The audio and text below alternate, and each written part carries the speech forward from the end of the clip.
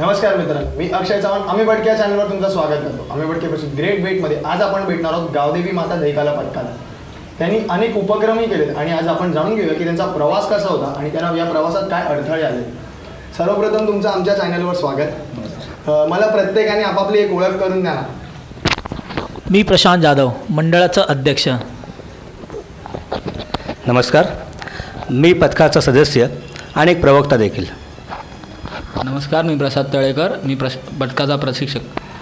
मला सांगा ना की आपल्या पथकाची स्थापना, गोविंदा पथकाची स्थापना कधी झाली? 2010 साली सुरोडापाडा पुरता मर्यादित हा पथक, त्यावेळेला साधारण 20-25 मुलं एक हौसेने दहीहंडीचे प्रयत्न करत होते. एक 4 थराची हंडी लावली होती आणि बाजूला आमच्या इथले एक कार्यकर्ते आणि शिवसेनेचे मोठे पदाधिकारी होते, मनोज चव्हाण करून. त्यांचं बारकाईने लक्ष आलं होतं की आम्ही काय करतो आहे. आणि त्यावेळेला त्यांच्या मनात काय आलं माहीत नाही, त्यांनी आमच्या पाठी उभे राहिले, हुरूप दिला आणि नुसते इथे नव्हे तर तुम्ही अजून 10 ठिकाणी फिरा आणि आपली कला दाखवा. असं करून त्या सुरोटापाड्यामध्येच आम्ही 5-6 हंड्या फोडल्या. एक प्राथमिक म्हणजे 201 रुपये आम्ही तेव्हा कमवले होते. ती आमची पहिली पथकाची कमाई, अधिकृत कमाई. आणि त्यानंतर आमचं कसब बघून किंवा आमची कला बघून काय माहीत नाही, पण ते मनोज चव्हाण, त्यांना आम्ही आदराने चली करून त्यांचं टोपण नाव होतं, ते इतके इम्प्रेस झाले की त्यांनी संपूर्ण धुरा स्वतःकडे घेतली आणि सांगितलं की पुढच्या वर्षीपासून आपण एक प्रोफेशनल पथक स्थापन करायचं. आणि आमची जी आंबोलीची ग्रामदेवता आहे गावदेवी माता, तिच्या नावाने आमचं हे दहिकाला पथक स्थापन झालं. आणि त्यामुळे संस्थापक म्हणून आज ते आमच्यात नाही आहेत, त्यांची उणीव आम्हाला प्रत्येक वर्षी प्रकर्षाने जाणवते. आणि खरोखरच त्यांनी एक छोटंसं रोपटं लावलेलं आहे, त्याचं आज बघता बघता 350-400 पोरांचं एक वटवृक्ष तयार झालेलं आहे. एक 4 थराची हंडी आज यावर्षी 8 थरावर पोचते. अशी आमच्या पथकाची सुरुवात आहे. आता जसं तुम्ही म्हणालात की ते स्थापक होते, संस्थापक होते, मग या पथकाचं स्थापक कोण आहेत किंवा हा संकल्पना कुठून आली आणि कशी आली? मी मगाशी म्हटल्याप्रमाणे ही संकल्पना खरंच त्यांच्या डोक्यातून आली. कारण आम्ही जेव्हा ती प्रॅक्टिस करत होतो तेव्हा असं मनात काय नव्हतं की पथक स्थापन करायचं. एक तिथली जी स्थानिक हंडी जी असते ती दरवर्षी गेली 50-60 वर्ष झाली असेल ती आम्ही फोडतो, ती फोडण्याचा प्रयत्न करत होतो. परंतु त्याला त्याने एक मोठ्या स्वरूपाचं त्यांनी आम्हाला पाठबळ दिलं.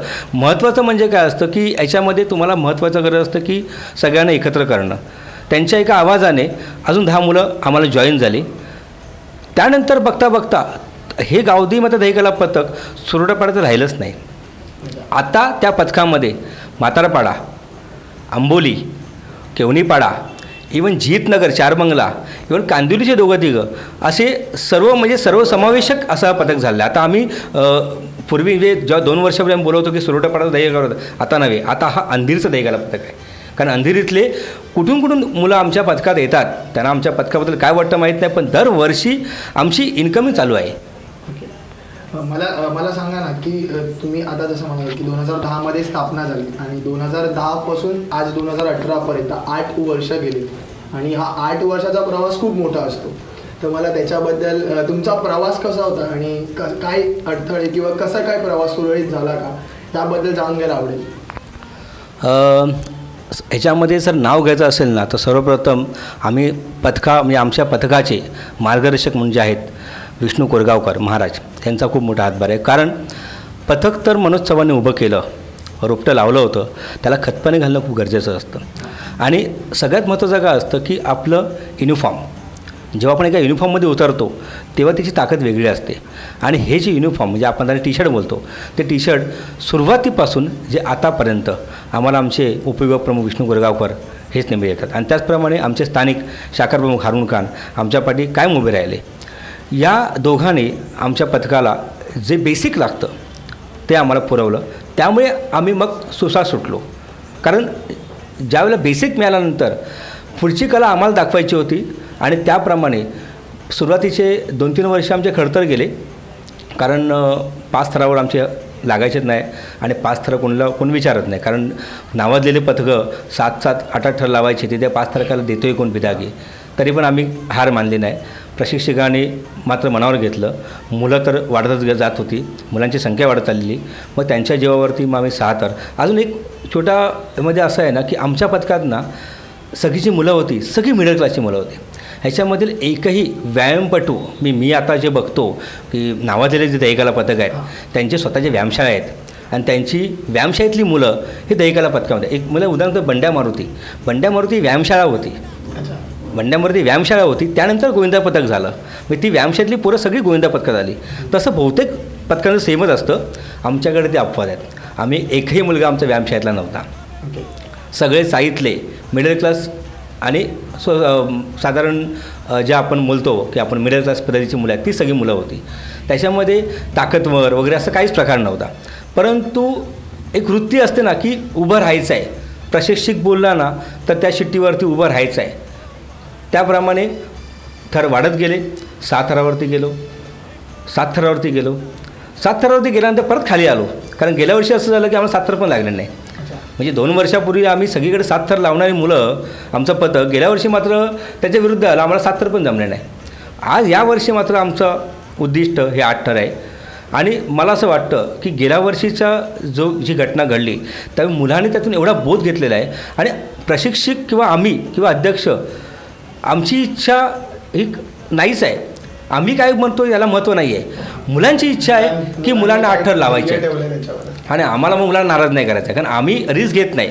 पण तरी पण मुलांची विजिगीची वृत्ती जी आहे ना ती एवढी वाढत गेलेली आहे की नाही दादा, गेल्या वर्षी आपल्याला चुकून आपल्याला जे झालं की आपण 7 थर नाही लावू शकलो तर यावर्षी आपण त्याला उत्तर म्हणून 8 थर लावून द्यायचं आहे. आणि आता बघूया, आता मुलांची मेहनत आहे, प्रशिक्षक त्यावरती मेहनत घेत आहेत, अध्यक्षांचं पाठबळ आहे, आमचे स्पॉन्सर आहेत विष्णू गोरगावकर, हारून खान, हे सगळ्या पाठीशी आहेत सगळ्यांना. आणि मेन सर्वात महत्त्वाचं गावदेवी माता आमच्या पाठीशी आहे. तिचे आशीर्वाद आमच्यावर नेहमी असतात. त्यामुळे असं वाटतं की यावर्षी बहुतेक आम्ही 8 थराची जी कसोटी आहे ती पार करू आम्ही. आता जसं दादा म्हणाला की यंदा 8ची ट्राय आणि तुम्ही लावाल, तर मला सांगा की हा जो प्रॅक्टिस सेशन असतं ते किती दिवसापासून अगोदर चालू होतं आणि त्याची रूपरेखा कशी असते? आपण दरवर्षीप्रमाणे गुरुपौर्णिमेला सुरुवात करतो. सुरुवात झाल्यापासून पहिला अर्धा तास वॉर्मअप असतं. मग त्यानंतर प्रॅक्टिस म्हणजे बेस, मग त्याच्या अप्पर बेस म्हणजे जी स्ट्रेंज असते थराची मांडणी आहे ती सुरुवात होते. म्हणजे पहिल्या आठवड्यात तर आपण पूर्ण ट्राय चढवत नाही. पहिल्या आठवड्यात फक्त जी स्ट्रेंज चेक केली जाते, काउंटिंग केली जाते. म्हणजे वर्षभराची प्रॅक्टिस नसते. वर्षभराची प्रॅक्टिस सुरुवात करतो आपण. तर मग व्यवस्थित मुलं अजून स्ट्रेंजमध्ये आहेत का, फिट आहेत का, हां वॉर्मअप, आणि मग थराची मांडणी चालू होते. हां थराची मांडणी चालू होते आणि मग स्ट्रेंज चेक केली जाते, काउंटिंग केली जाते. मग त्यानंतर जसजशी पुढे प्रॅक्टिस होत जाते तसतशी मग 3 एक्क्याची प्रॅक्टिस, मग आपल्यावरती जो 3 एक्क्याच्या खाली असतात त्यांची प्रॅक्टिस केली जाते. म्हणजे जी 8 थराची प्रॅक्टिस चालते ती प्रॅक्टिस केली जाते. म्हणजे जी हवी आहे आपल्याला 8 थरासाठी, जी म्हणजे हा इथे हवा, ह्याची प्लेस इथे चेंज करावी, हा थोडासा इथे जागा बरोबर नाही लावत आहे तर ह्याला काढून चेक करावं, म्हणजे दुसरा टाकून बघावं. हे म्हणजे प्रॅक्टिसचा मोटिव्ह हाच असतो की अल्टरनेटिव्ह लावं, आपण प्रॅक्टिस व्यवस्थित करून घ्यावं. आता जसं तुम्ही 8 थर लावायची संकल्पना आणि ध्येय ठेवून चाललं, तर मला सांग ना की ऑनर्स ॲज अ कोच म्हणून तू 8 थर लावायचे म्हणजे दहीहंडी म्हणजे मेन म्हणजे मुलं, स्ट्रेंथ आणि हाईट आली, आणि हाईट आली की रिस्क कुठेतरी जीवाची जोखीम येते. तर मग ते जीवाचं जोखीम कुठेतरी कमी करण्यासाठी ऑन अ सेफ्टी नोट तू काय बघतोस?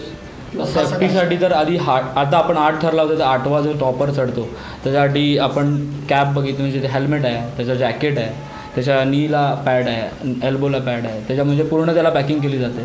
त्यानंतर इन्शुरन्स आहे अख्ख्या पथकातल्या सगळ्या मुलांचा, जी वर चढतात शिडीपासून सगळ्या मुलांचा इन्शुरन्स केला जातो. प्रॅक्टिसमध्ये अशी मुलं चढवली जातात की ती पुअर नाहीत फिजिकली, ते लोक म्हणजे ते चढू शकतात, कॅपेबल आहेत त्या पोस्टसाठी, आणि म्हणून त्यांना आपण प्रॅक्टिसमध्ये म्हणजे घेतो. प्रॅक्टिसमध्ये बरीच मुलं येतात, पण जी त्यांची स्ट्रेंथ आहे त्या स्ट्रेंथनुसार आपण वरती मुलं चढवत राहतो.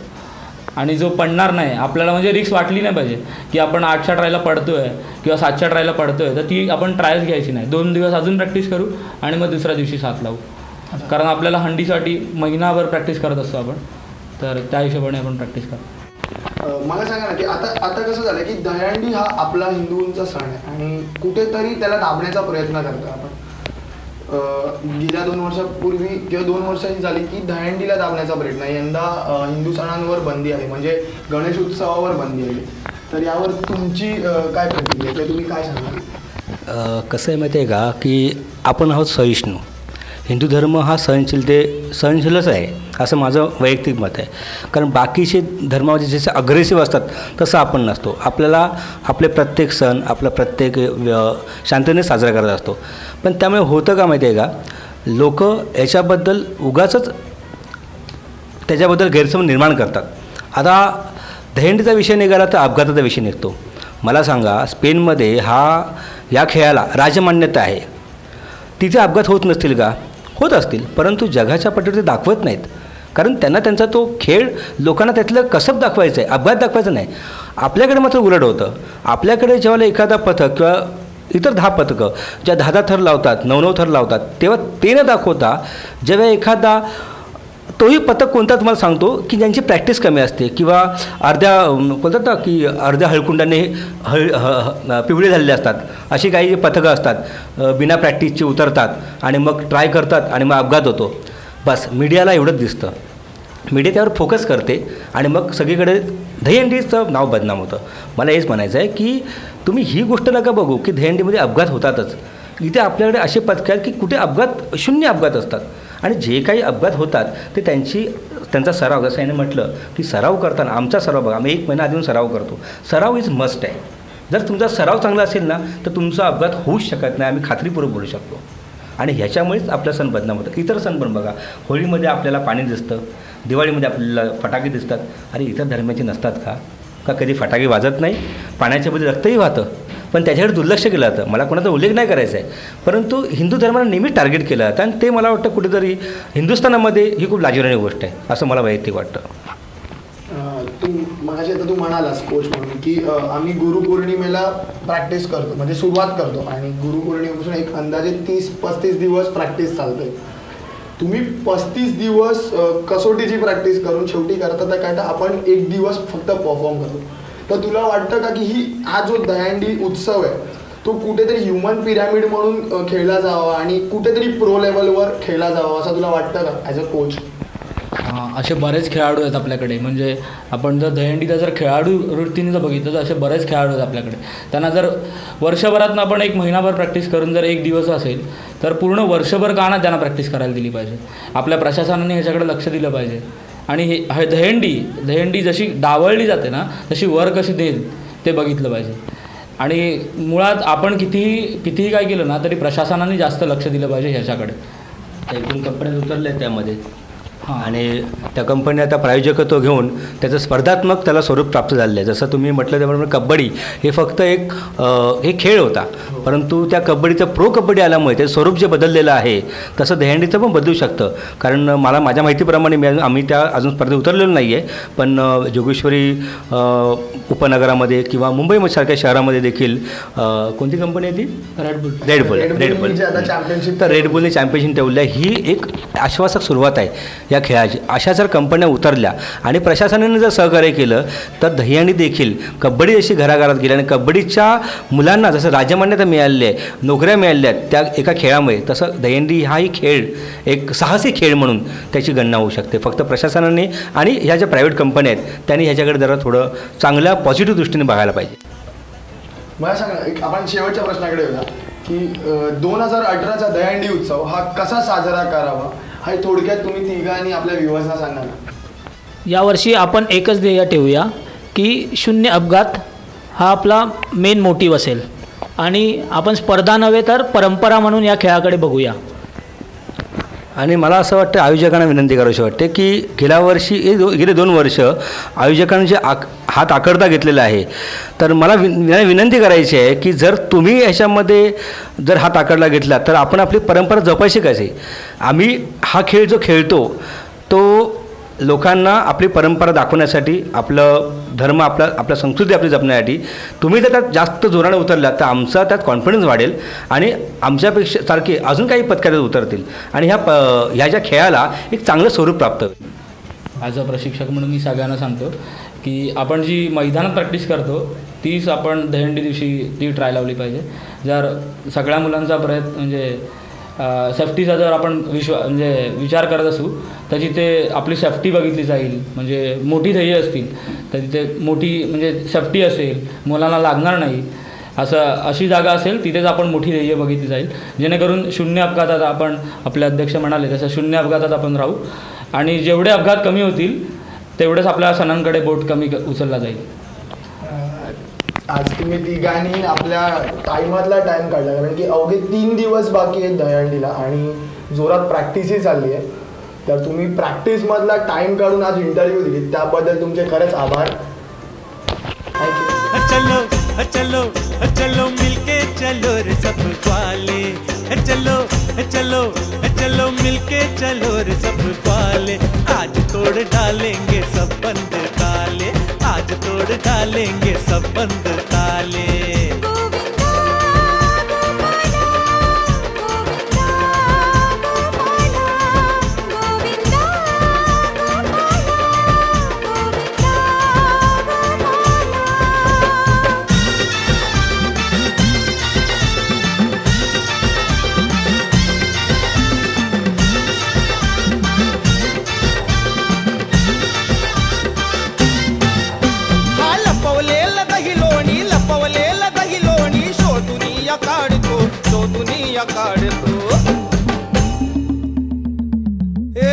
बघा गोविंद कसा दही हंडी फोडतो, बघा बघा गोविंद कसा दही हंडी फोडतो, बघा बघा गोविंद कसा दही हंडी फोडतो, बघा बघा गोविंद कसा दही हंडी फोडतो.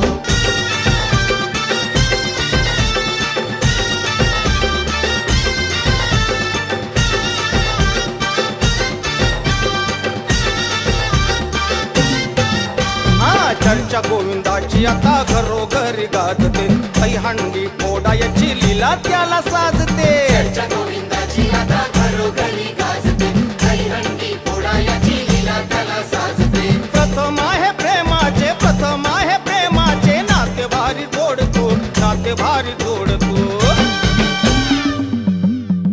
हा बघा बघा गोविंद कसा दहीहंडी फोडतो, बघा बघा गोविंद कसा दहीहंडी